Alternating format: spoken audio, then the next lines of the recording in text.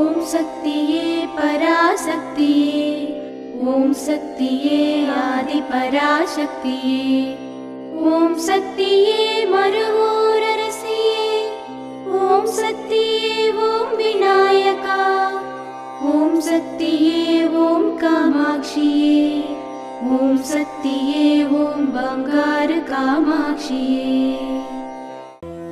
ஓம் சக்தியே பங்காரு அடிகளே ஓம். ஓம் சக்தியே பங்காரு அடிகளே ஓம். ஓம் சக்தியே பங்காரு அடிகளே ஓம். ஓம் ஓம் ஓம். ஓம் சக்தி. இந்த இனிய நாளில் அக அமைதி கிட்ட நற்சிந்தனைகளுடன் இறையன்பை வளர்த்து கொள்வோம். குரு வாழ்க, பங்காரு அம்மா வாழ்க.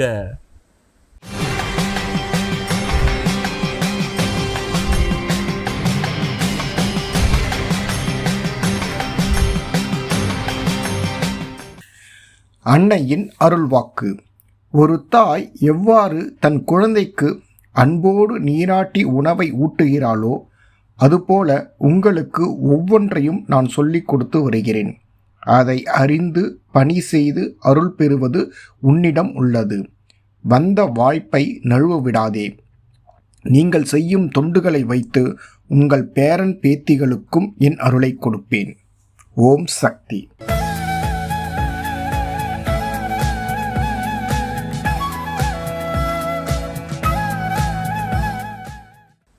மேல்மருவத்தூர் சுயம்பு அருள்மிகு ஆதிபராசக்தி சித்தர் பீடத்தில் கருவறை பணியை இன்று கர்நாடகா மாநிலம் கௌதம் நகர் ஆதிபராசக்தி வழிபாட்டு மன்றத்தினர் பொறுப்பேற்று செய்கின்றனர். நாளை கர்நாடகா மாநிலம் சாம்ராஜ்பேட் ஆதிபராசக்தி வழிபாட்டு மன்றத்தினர் பொறுப்பேற்று செய்ய உள்ளனர்.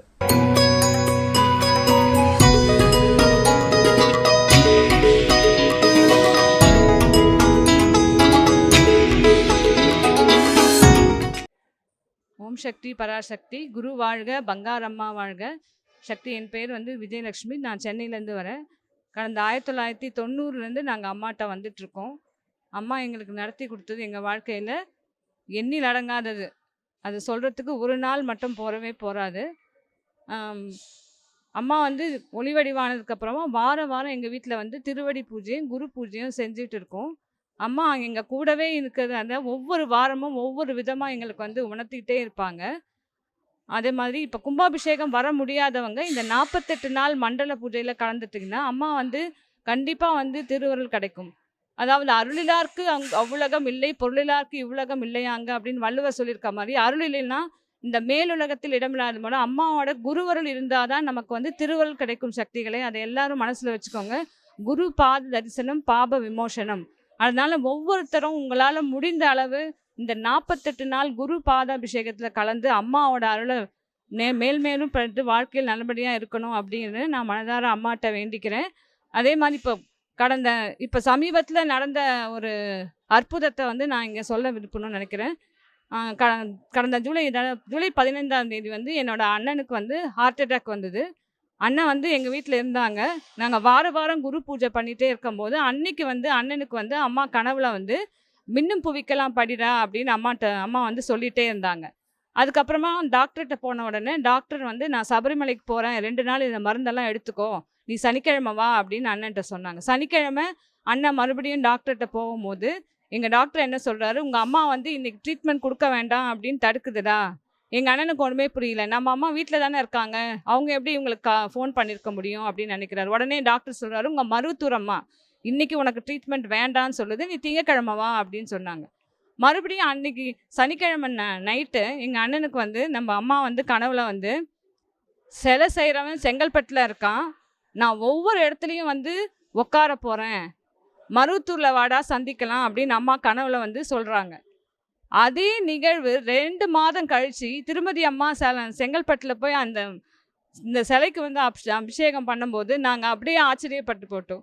நாங்கள் ஒரு சாதாரண ஒரு மனுஷங்க, அம்மா நான் வரப்போகிறேன், என்னோட சிலை வந்து செங்கல்பட்டில் செய்கிறாங்க அப்படின்னு சொல்கிறதுக்கு நாங்கள் எவ்வளோ பாக்கியம் அடைஞ்சிருக்கோம் அப்படின்றது சொல்ல வார்த்தையே இல்லை சக்தி. இது மாதிரி ஒவ்வொரு அற்புதங்களும் அம்மா வந்து நிகழ்த்திட்டே இருக்கும். வாரம் வாரம் குரு பூஜை பண்ணும்போது, இப்போ முந்தா நாள் போன வாரம் வியாழக்கிழமை குரு பூஜை பண்ணும்போது திடீர்னு வந்து ஒரு ரோஜா பூ மேலேருந்து வந்து விழுது. நாங்கள் சுற்றி முற்றி பார்க்குறோம். ஸோ அம்மா வந்து ஒவ்வொரு வாரம் ஒவ்வொரு மாதிரி எங்கள் வாழ்க்கையில் வந்து அற்புதம் நிகழ்த்திட்டே இருக்காங்க.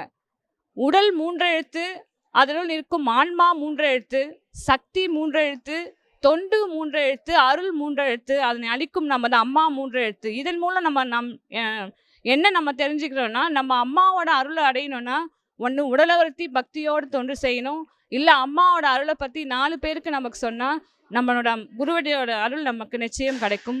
ஓம் சக்தி பராசக்தி. குரு வாழ்க, பங்காரம்மா வாழ்க, உலகெல்லாம் சக்தி நெறி ஓங்க வேண்டும், பங்காரம்மா புகழ் ஓங்க வேண்டும். ஓம் சக்தி.